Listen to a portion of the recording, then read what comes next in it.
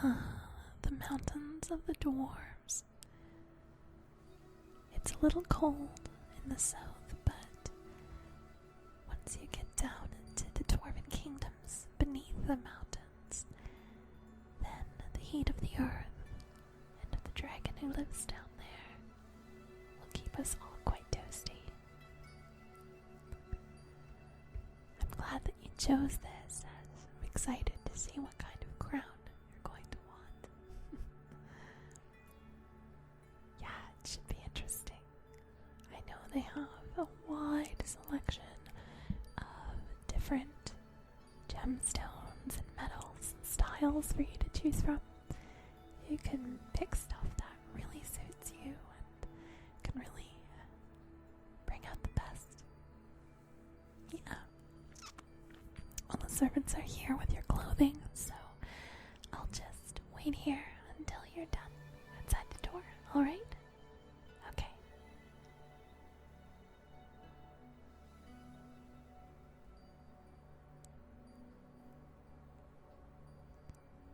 Alright. Looks like you're set to go. The carriage is waiting outside to take us to the mountains.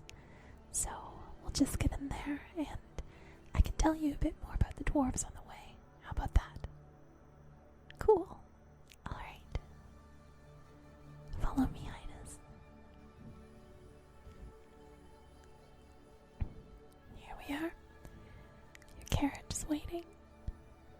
Feel free to step in. The inside is really cozy. There's all kinds of throw blankets and pillows. Things that'll keep you warm and comfortable during the journey. Alright, you're in, you're comfy? Okay, then I'll get into and signal the driver to start us on our way. Okay. So a bit more about the dwarven people. Well, as you learned at the initial banquet, or as I'm sure you knew, the dwarves are largely underground dwelling, although they do have above ground settlements. These above ground settlements are usually only populated during certain specific parts of the year. So largely dwarves are into things like mushroom growing and underground agriculture. But once a year there is a sort of rite of passage that happens among male and female dwarves, a coming of age ceremony. And in the southern mountains there is a famed, I'm not sure if you would say beast or livestock. I guess it would be more of a beast because you do have to hunt it. They have deer and other types of very heavily meaty, very muscular creatures. They're primarily known for their venison and their steak-like things. So, this, you remember it was at the banquet.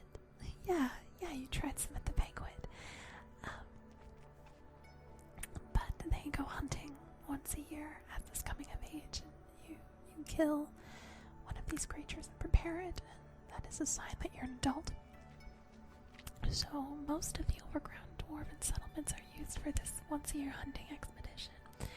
However, as I mentioned briefly, the dwarves do have some livestock, so there are dwarven shepherds and dwarven stables and what have you, and these are alongside either at the base of the mountains or on the mountains themselves or in the valleys between mountains.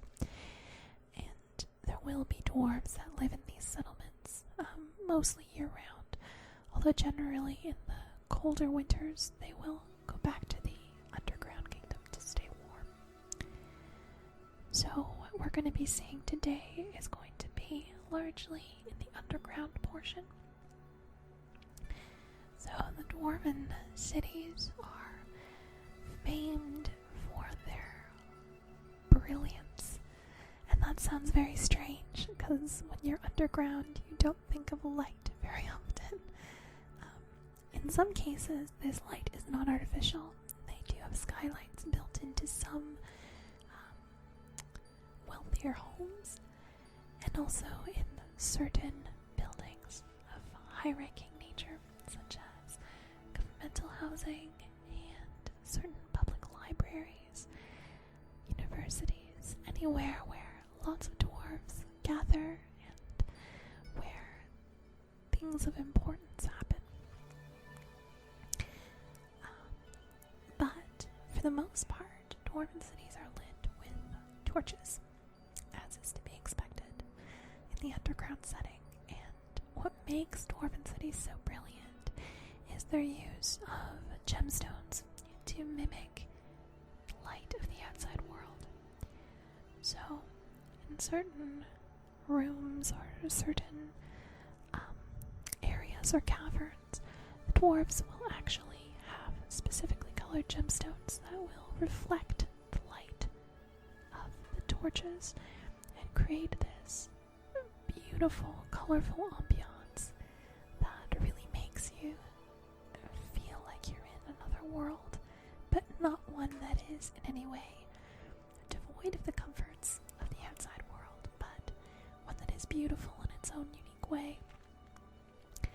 And the main cavern of the city is the prized Star Atrium, and this is actually a market square, and it's huge, this massive cavern, and when you go in, there are torches all over the place, and the ceiling is extremely high and vaulted. So when you go in, what you actually see is an exact replica of the night sky. So there are torches representing specific stars that are very bright, and then for the lesser stars, they have strategically placed certain gemstones of certain colors, embedded them into the ceiling and the walls, and they will reflect the light of these torches, and it will look like you're looking at a beautiful starry night sky, and it really is something to behold. It's dwarven artistry at its finest, and it's because of this visionary use of metals and gemstones and products of the earth that the dwarves have traditionally been the ones to create the crown of the empress or emperor of Faerieland as a whole, which is of course what we're coming to do today. So you'll see the Star Atrium right as soon as we get in, but unfortunately, due to the intensive nature of the process, we won't get to see a whole lot more of the dwarven city. You are going to be going almost straight through the Star Atrium, and then we're going to make a slight left, and we are going to the traditional jeweler of the Emperor or Empress of Faerieland. And he is a kind dwarven man.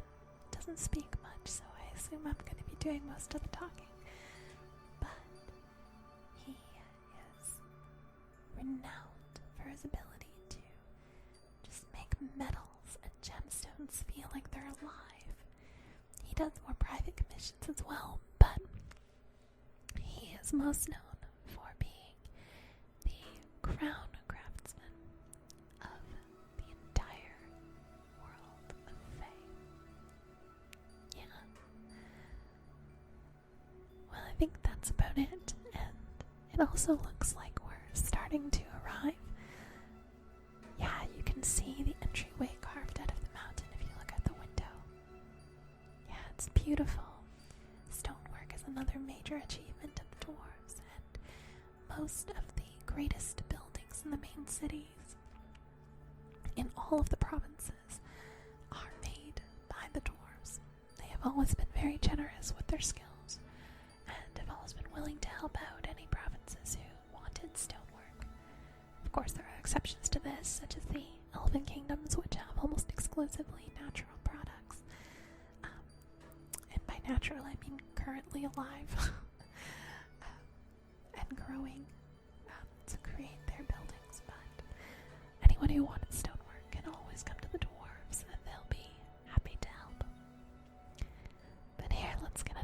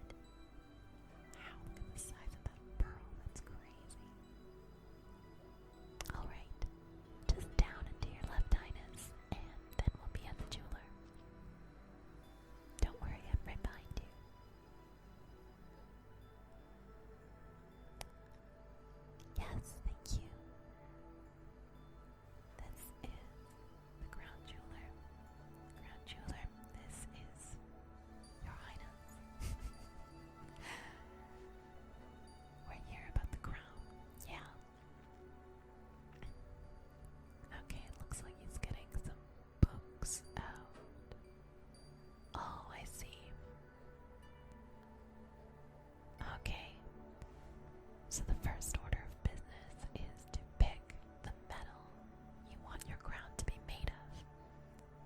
So he's got a bunch of selections here. I'll read through the descriptions and you can tell me which one suits your fancy, okay?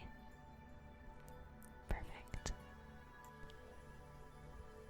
First off is jade. Although not a metal, jade is prized for its healing and protective qualities. It harmonizes and balances the heart, aiding in both emotional and physical well-being. It helps strengthen and soothe our nervous system.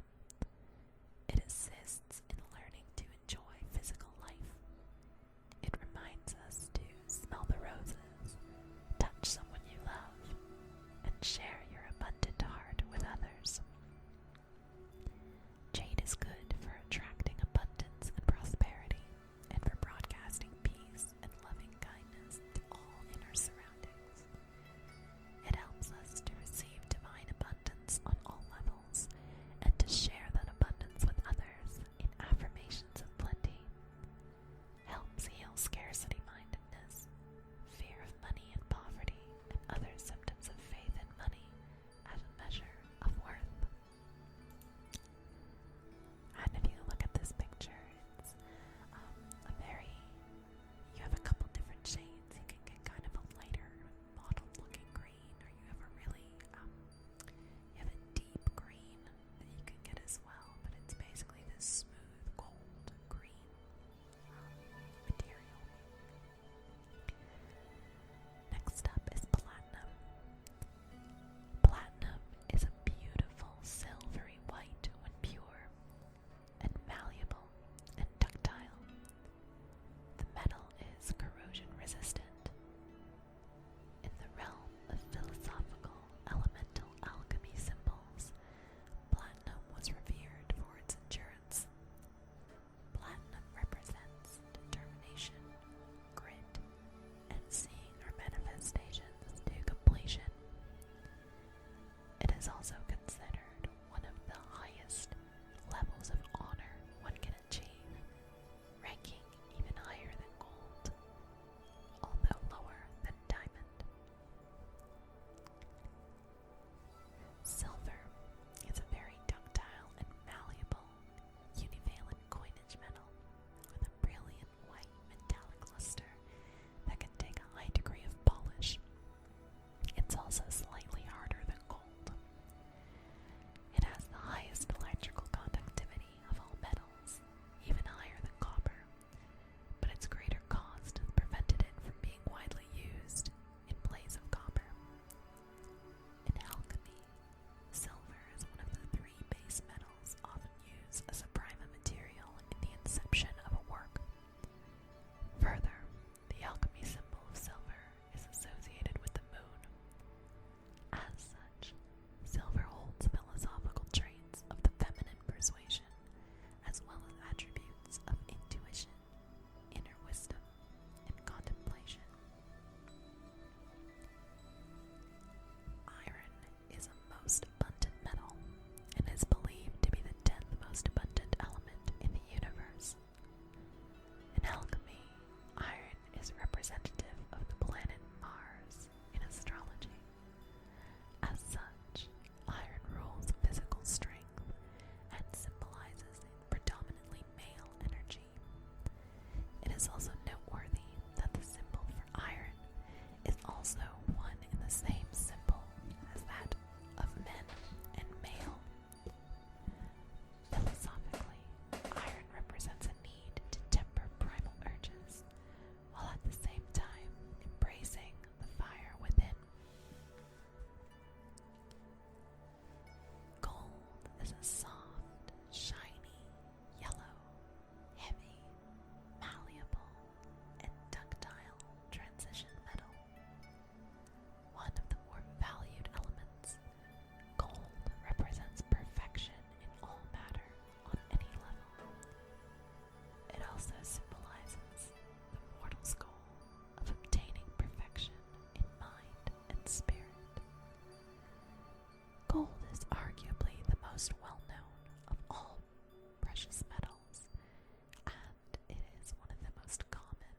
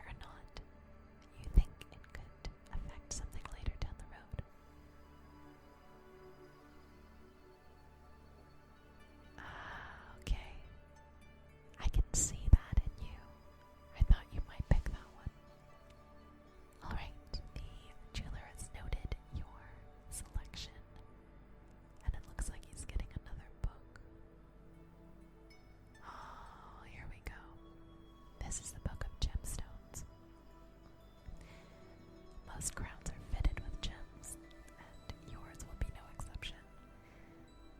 So, here, let's open the book, and I'll read you the descriptions again. Sounds good? Okay, let's go. Okay, looks like not all of these are necessarily gemstones per se, but they're all precious decorative pieces that are natural. Our first one is abalone, which is a beautiful shell of the sea. It is believed to hold great healing and soothing energy, encouraging a calmer demeanor. The multi-dimensional pastel rainbow colors enhance feelings of peace, beauty, compassion, and love. Native Americans in the mortal realm believe this shell to be a sacred shell and use it along with sage to carry messages to heaven. Abalone is excellent to wear when you are in need of guidance in a relationship. Agate is one of the oldest of healing stones. As a stone of strength, it was used in ancient civilizations on the breastplates of armor to bring warriors strength and make them victorious in battle. Agates come in a variety of colors, most commonly having some kind of striation on them. But regardless, they are very protective stones, making them the perfect stones for amulets and medicine bags, and in your case, crowns. They also bring us courage, emotional strength, and self-confidence. Amethyst is a natural stress reliever that encourages inner strength and brings wealth and a strong business sense to its wearer. It is a crystal of spiritual growth and protection. It brings clarity of the mind to the owner and helps you to become more in tune with your feelings so that you get to know yourself on a much deeper level. Amethyst crystals repel negative energy and attract positive energy, making them a wonderful protection stone for the home. They have one of the strongest powers to rid your home of any negative influence, and they are typically crystalline and a beautiful shade of purple. Aquamarine clears the mind, balances emotions, and strengthens personal power. In ancient times, sailors and other workers on boats carried this stone to protect them against the dangers of the sea. It also provided them with courage. Aquamarine connects with the heart chakra, helping you to realize your innermost truth and promoting self-expression. Aquamarines look very much like a polished rock, actually, but they have the color after which they are named, kind of a special shade of blue with an essence of green and certain kind of sea foam color imbued in them. Bloodstones are powerful healing stones that have been valued for thousands of years for their healing energy. A bloodstone purifies and detoxifies the body, grounding negative energy and cleansing your body's energy. Bloodstones also increase energy and strength, promoting a constant flow of energy throughout the body. It is a very beneficial stone for athletes and people whose jobs include a lot of physical activity. And bloodstones, again, are like aquamarine in the sense that they look like a polished rock. And they come in a lot of different colors, but they provide, they seem to come mostly in very dark, opaque shades. Citrine is a stone of light and happiness. It does not hold any negative energy and therefore never needs to be cleansed. It brings clarity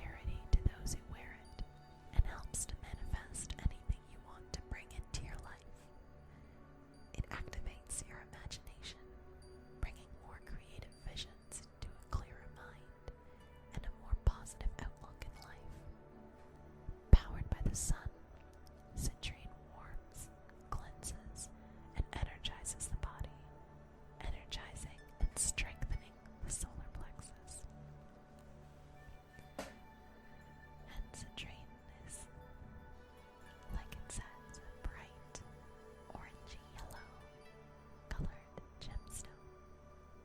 It's very beautiful. It seems to shine with an inner light.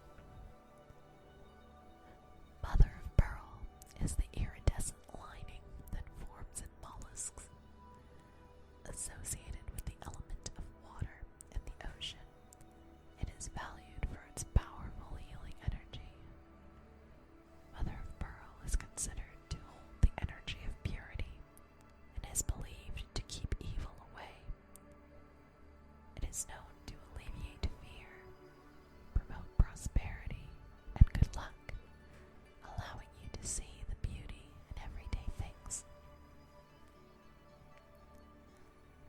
Obsidian is a natural volcanic glass formed from molten lava that is cooled very rapidly. It is a grounding stone that provides an instant connection from the root chakra deep into the core of the earth.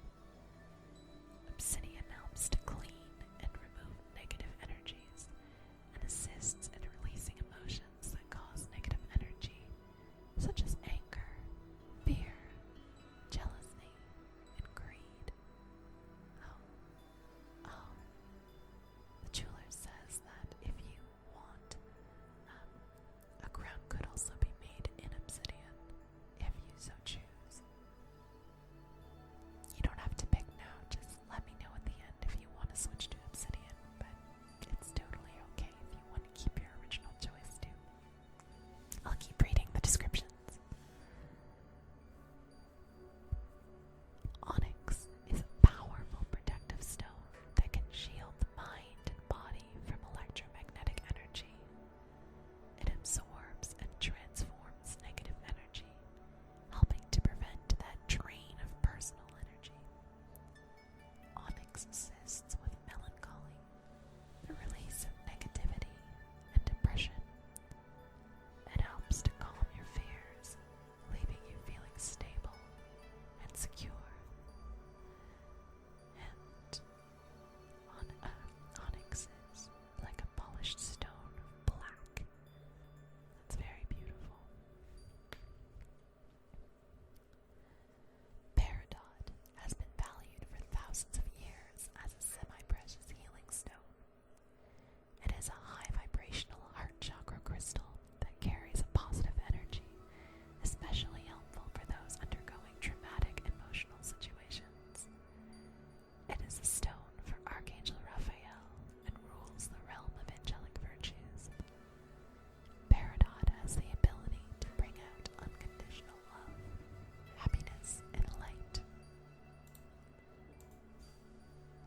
It has a beautiful shade of light green, and again has a polished stone look, but can also be cut to form a traditional gemstone look. Pyrite is known to remedy financial hardship and attract abundance. The resemblance of pyrite to gold has made it a traditional symbol for money and good luck. Its sunny golden color associates it with the sun, with the fortification and strengthening of the mind. Pyrite makes a wonderful energy shield, blocking out negativity from various sources. It really does look like gold, it sparkles just like it. Rose quartz is the stone of unconditional love. It is one of the most important stones for heart chakra work, as it opens that heart to all types of love. Love of the self, love of family, love of friends, and romantic love. The soothing energy of rose quartz fosters empathy, reconciliation, and forgiveness of others, lowering stress and tension of the heart. It can clear out anger, jealousy, and resentment towards others, allowing the healing of heart issues caused by holding on to these negative emotions. And it looks like a pink quartz.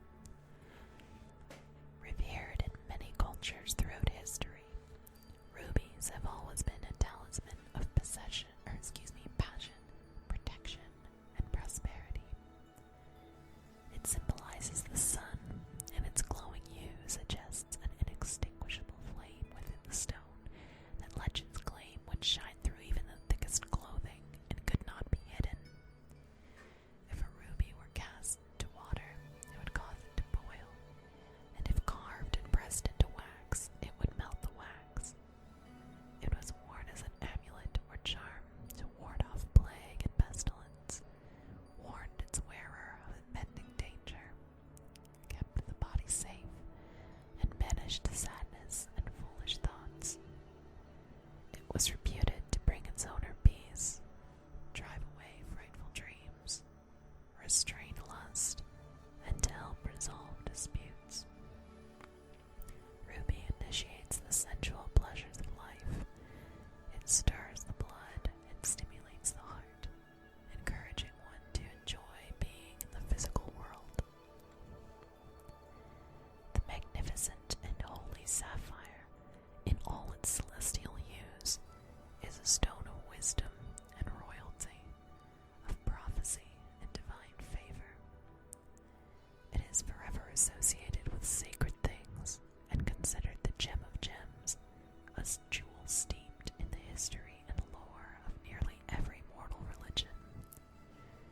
To the ancient and medieval world, sapphires of heavenly blue signified the height of celestial hope and faith, and were believed to bring protection, good fortune, and spiritual insight. It was a symbol of power and strength, but also of kindness and wise judgment.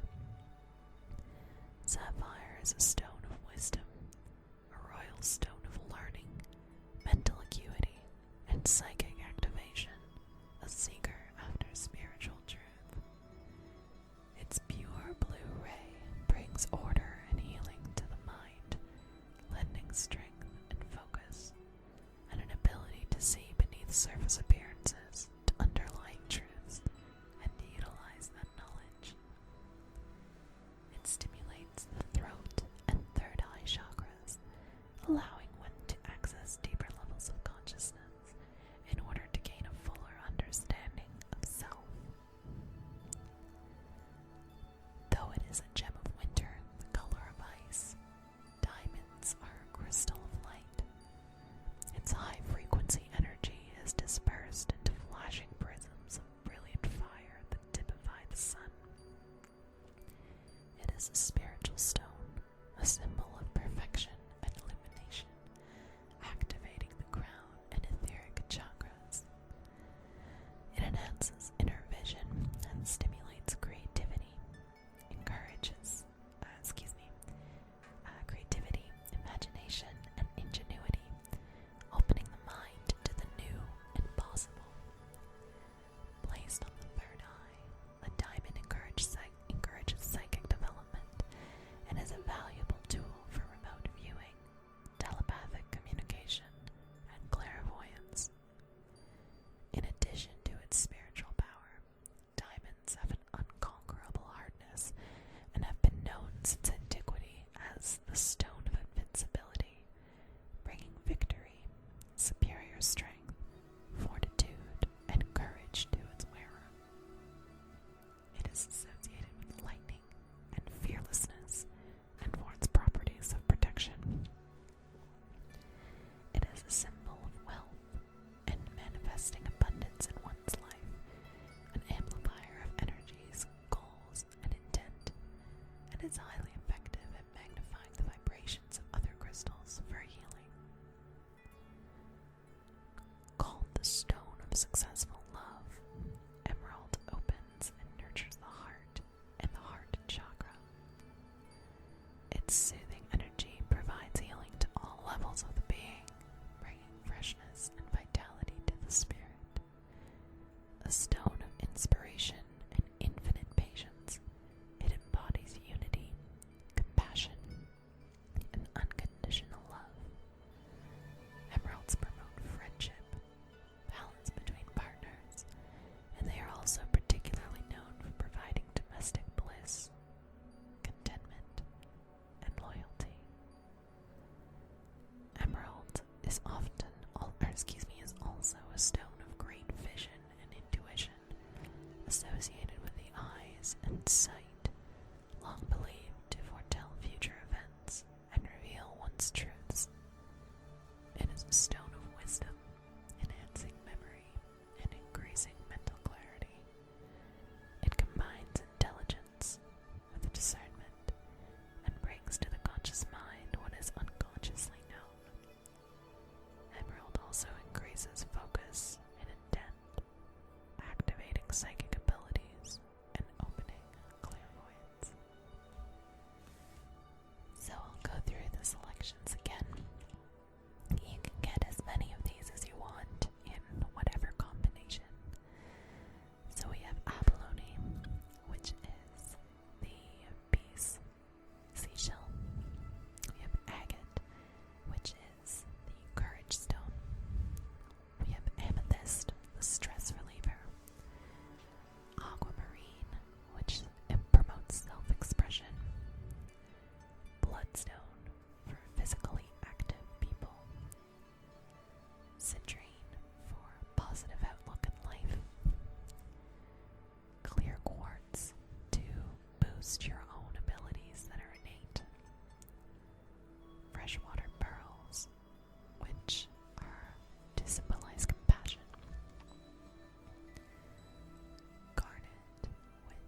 dissipates anger.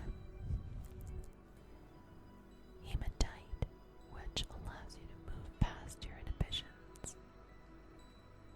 Jasper, which is symbolic of the blood of the earth and is very sacred. Lapis lazuli, which connects you to a higher truth. Malachite, which attracts love by opening the heart. Moonstone, the stone of destiny. Mother of pearl, bringing prosperity and good luck. Onyx, which releases negativity, fear, and depression. Peridot, which symbolizes unconditional love.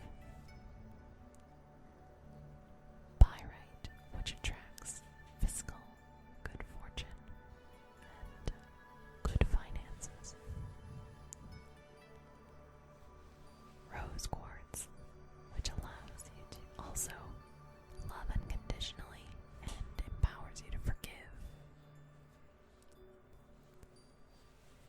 Sunstone, which is a motivation stone, makes you do what you need to do. Tiger's eye, which protects you against bad luck and curses. Turquoise, which hopes to foster honest and open communication.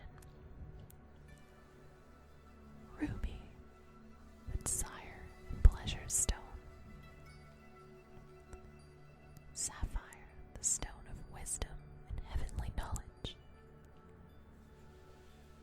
Diamond, the stone of invincibility and inner vision. And emerald, the sort of all-around stone of love and wisdom. What kind of stones would you like, and in what combination in your crown?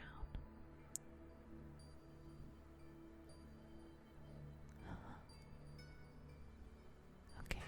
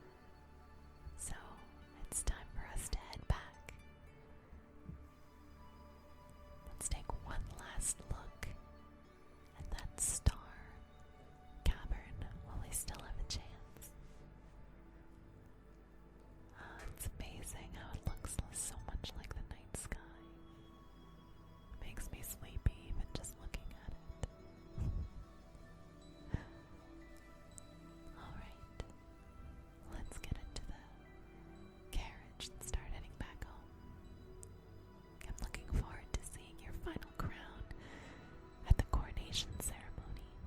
I think you chose some beautiful combinations, Majesty. Of course, you have great taste in these things.